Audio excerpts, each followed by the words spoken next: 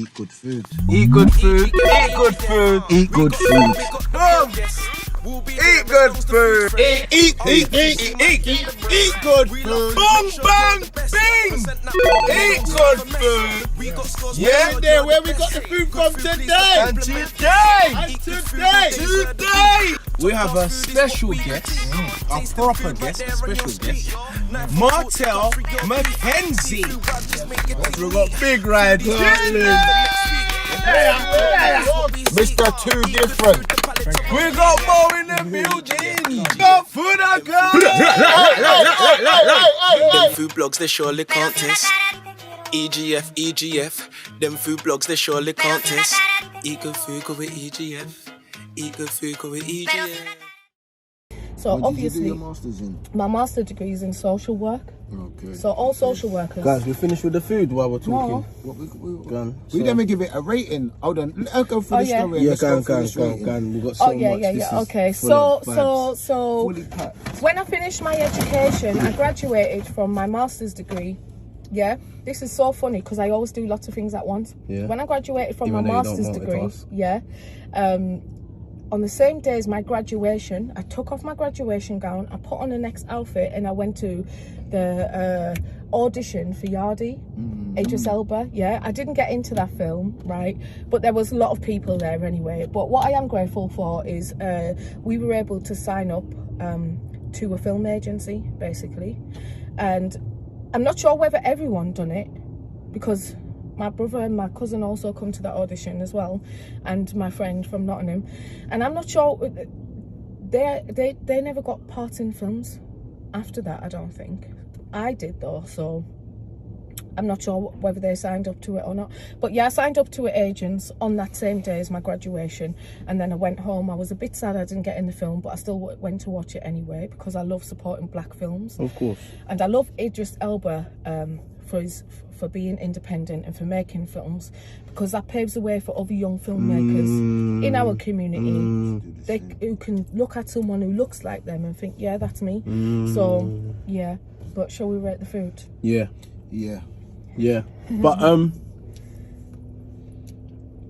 with so much comments, your social work, the DMs, what do you do to cut off?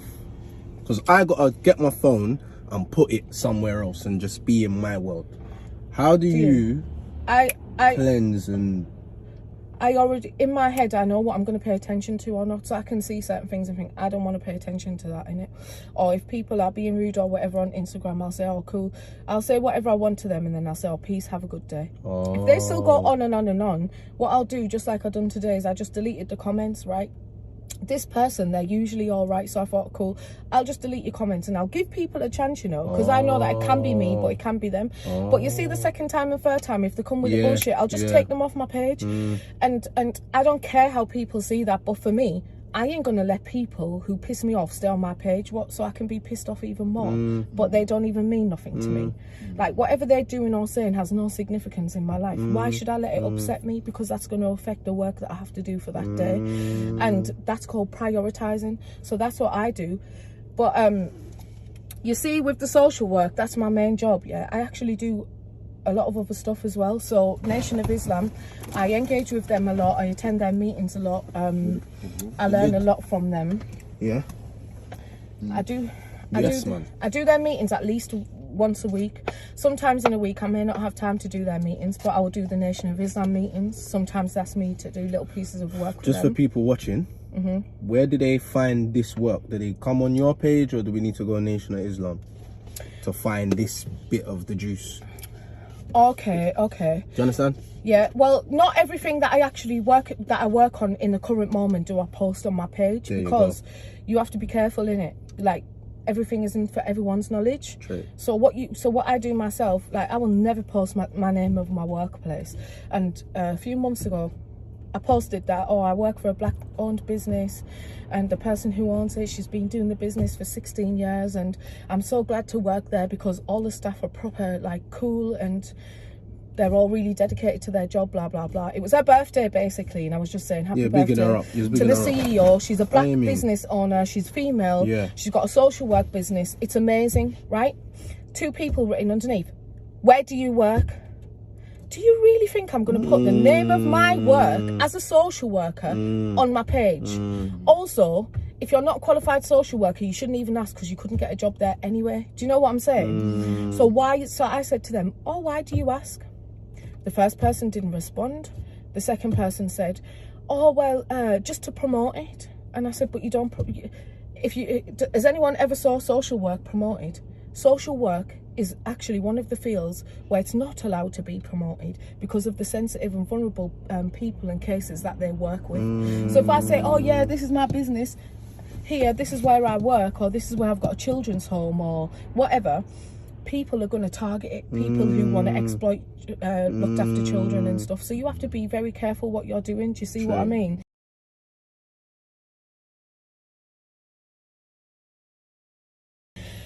Separate from that, also, I'm in mainstream politics, right? And there's a massive reason for that. So I joined mainstream politics when Corbyn was the leader of the Labour Party. I liked Corbyn. I liked his politics. He's a real anti-racist in real life, you know. Like, he's genuinely down. He used to protest and all that from way, way, way back in the day against racism and the apartheid, which, for people that don't know, the apartheid is the separation of whites and blacks, which happened mainly like in America and South Africa and things like that. And Corbyn was in the UK back in the 70s protesting against that. In real life, he actually got arrested at the protest. So I thought, oh, this man's cool, yeah. So I started getting more interested in politics. True, I'd already been teaching myself political language from watching the House of Commons, yeah. There's a House of Commons channel, by the way, and it's on like 24 hours a day. Plus on BBC Parliament, that's the channel anyway, BBC Parliament.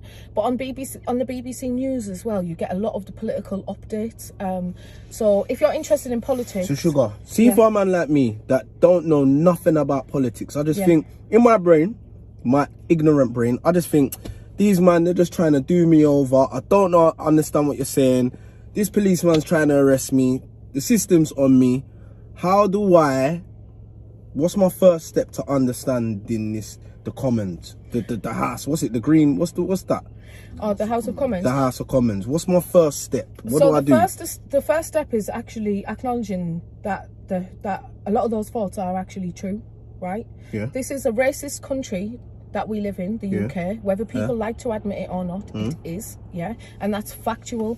And I don't understand why some people in this country say it's not a racist country, because the government actually admits it. If you go on the .gov website, you will see the reports. You will see the reports from years and years and years, where the result of the conclusion of the report is that yes, this research, this investigation has findings where it suggests that this is a racist country, or that institutional racism is still practiced in this country.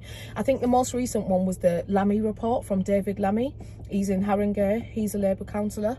Yeah, he done a research paper on I think it was like education and stuff like that, to see if there's still institutional racism in this country. There's a massive racism issue in this country and in our political parties as well. Now, where's the facts for this? Where do we, is this factual? These are on the www.gov.uk website. Whoa. Type in the Lammy report. Okay. There's other reports as well, like the Macpherson report. Yeah, there's lots and lots of different reports online. There's a racial inequalities report as well. Is it the race relations or something? Yeah. So listen, Sugar, advocate thing.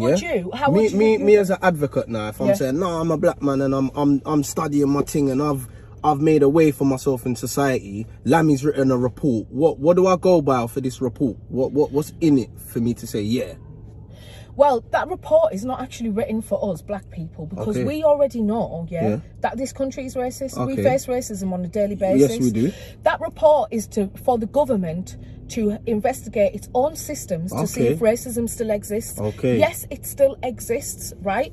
Now, this country denies its racism, yeah? But anyway, the reason why I'm in politics, it's not because I think these parties are great and, you know, they're there for us and that. That's not the case. But I joined following Corbyn because I thought, if anyone's going to make change in this country, it's going to be him.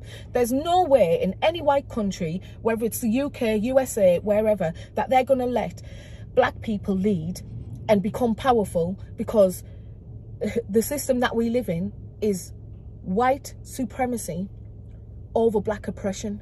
Without white supremacy, there'd be no black oppression. Understand that the oppression that you face as black people comes from the white supremacists. It comes from the top downwards, all the way down. All the systems that we have, the laws, the education, science, medicine, it's all built against black people, and that is factual. Yeah. Anyway,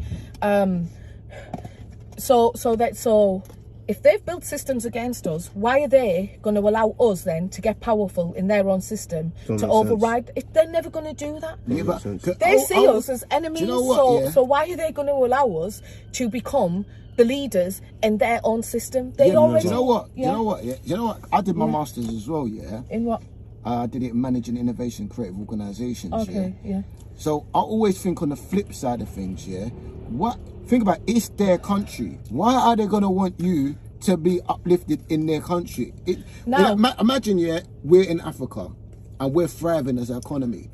Would you want your brothers and sisters and your family to prosper before anybody else? So you're gonna create your systems in that manner, no? Well, actually, the answer to that question is no. Do you know why? Okay. Let's look at facts, right? The first part is correct, but the actual question there is, in Africa, we're going to want our brothers and sisters to survive. Look back at the first civilization in ancient Africa, yeah, in ancient Egypt, right? The first civilizations that was there. What year? These are like 10,000 BC. Yeah. Okay. These ancient Egyptians, our ancestors, existed way before Jesus, way before the Bible, way before the Torah, way before the Quran, right?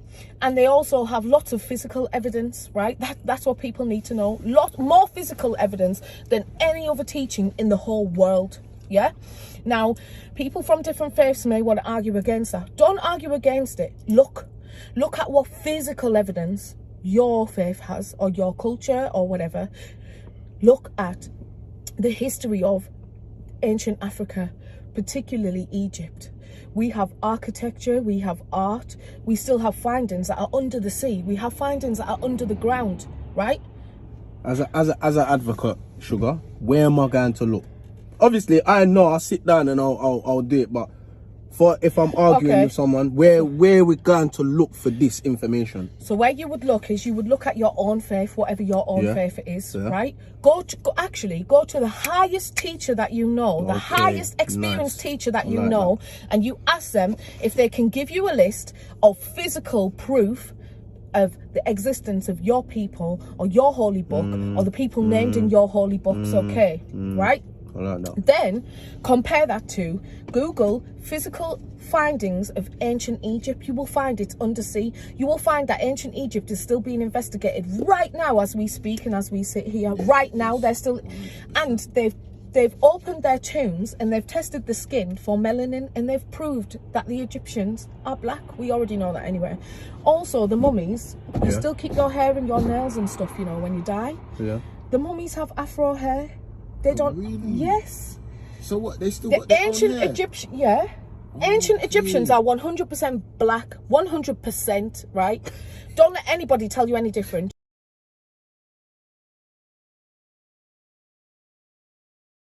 Listen. Let's get back to the food. To eat good food. Let's get back to the food. So hold on. We had the red peas. Yeah. Brown sugar. I need your ratings. Well, I gave it both a 9. Where's the Aki? The Aki's there. Yeah, I didn't even try the Aki. Yeah, try the Aki, my brown sugar. What you gonna give the brown peas? I give them the red peas 10, and the sweet potato, curry sweet potato 10. Perfect. Okay, for They're me, so nice, all the vegan gang, yeah, the red peas got like an 8.5 for me. And what was the something on the side? Sweet potato, curry sweet potato. Curry sweet potato, that got like a 7 for me, yeah. Yeah. So there you got the rating from EGF there. Okay. Back to tuck into the Aki and what? Oh, Aki and sweet peppers, and this is macaroni and callaloo. Macaroni cheese. So what? You see this green substance on the right hand side, yeah? That's the callaloo, right? Yes. Callaloo. Okay. Looks like spinach slightly, doesn't it? Yeah, it's the same thing, right? Yeah. Spinach and callaloo. It's almost the same, yeah. It grows the same. Yeah, brown sugar, you went deep for them, you know. I wonder if they're ready for that. Well, this is me, and this is why I don't do podcasts as well, because what I'm going to talk about ain't what you want me here to talk about. I don't mean this show. I mean, like, podcasts in general. Yeah, in general. Like, I have watched some podcasts, and I can't even watch them all, because you see, my brain, it doesn't allow me to consume stuff that's not conducive for my what brain. type of podcast do you watch? What do you watch? None. No, do you watch interviews, documentaries? Like what would you watch? I used to, but you see the meetings that I engage in. Yeah. That's where I get a lot of information from now. Yeah. But I used to, but I rather do stuff in person. So Okay. I was reading about the Nation of Islam. I thought, cool, let me see if they're in the UK. Found out they're in Brixton. I thought, cool, I'm going there. Went there by myself. Never looked back, right? Jehovah's Witnesses. I thought, let me study with these. So say like what's his name? Elijah Muhammad, not Elijah Muhammad. What's the one? What's the Farrakhan? Lewis, yeah? Yeah. Lewis Farrakhan, yeah? So he's like, I'll sit there and I'll watch an hour interview of him or something. You want to watch an interview of him? So, the Nation of Islam have their own website, www.noi.org. Yeah? It's a free website. You go on there. There's Sunday lectures every single Sunday at 4 p.m. UK time, right? I don't know what the time is in USA because I can't do maths, but yeah. Anyway, 4 p.m. every Sunday, there's a live lecture, yeah? Also, the Nation of Islam, on their website, they've got different lectures on from different times, so I will watch them. Yes, I've watched Farrakhan's documentaries, but I don't watch them online. I have the DVDs. Okay. I have the DVDs which I've bought from Nation of Islam or been kindly gifted them from the Nation of Islam. Yes. Now, like, what can I say? I don't sit down watching stuff. Oh. In general, I don't have enough time, number one, and I have a very poor concentration level. Yeah. So I can't sit and do one thing for a long time. But what I will do though is how do I learn stuff? I don't know. I learn a lot of stuff by talking and speaking, and then people may refer me to some stuff. Like, I'll go to Nation of Islam meetings, learn something from them. Reading, I do a lot of reading. I've done a lot of reading, but luckily for me, I get things quite quickly. So I will read something and get it, and anything that's important to me, it will stay in my memory. But stuff that isn't, I always forget it. I've never been one of those people who just sit down and watch stuff on YouTube and all of that. Podcasts, I'm sorry, but they may be useful to other people and other people's knowledge. When I've tried to watch them, I just think, oh, I'm bored now. Plus, as well, I don't think that I'm more intelligent than everyone else that I've ever met, right? But a lot of the times when I'm watching podcasts, they're not teaching you nothing. They're not teaching me nothing, and I think I already know more about this subject because I'm very active in real life. I'll give you one example, right? Like ZZ Mills, I like her, yeah. I watch some of her interviews and stuff, but in all honesty, I don't watch them in full. Yeah, that's no disrespect on her, just because I'm really busy. But with ZZ Mills, right? She done an interview with Pastor Toby from SPAC Nation. Yes, I watched that. I know about, what he was saying is true, you know, but I knew, and I've researched the Nation of Islam before I went there, and whilst I was studying with Nation of Islam, I learnt about COINTELPRO. COINTELPRO, yeah, is basically, if you go online and type in COINTELPRO, all one word, COINTELPRO, COINTELPRO, yeah? Yeah. That is the FBI's documents on the black community, yeah? And other communities have had agendas against. And in there you will see that J. Edgar Hoover, who was the head of the FBI, he said on there that the biggest threat to America is an educated black man. That's what he said on there. You learn a lot of facts about how these white entities wanted to destroy and have destroyed the black communities, the Black Panther parties. You know, they've tried to destroy Nation of Islam. They've tried to kill Farrakhan. They killed Marcus Garvey. How many people have they killed? How many leaders in our community have they killed? How many organisations have they messed up? And I told these suckers to leave me alone. They're fools that I can't, but my heart's made of stone. I'm going to the moon, they're getting left alone. Don't know what I want, 'cause nobody knows. And I told these suckers to leave me alone. They're fools that I can't, but my heart's made of stone. I'm going to the moon, they're getting left alone. And he can't buy me money. 2 passports can't find me money. Mortgage pay can't try me money. Mortgage pay can't try me money.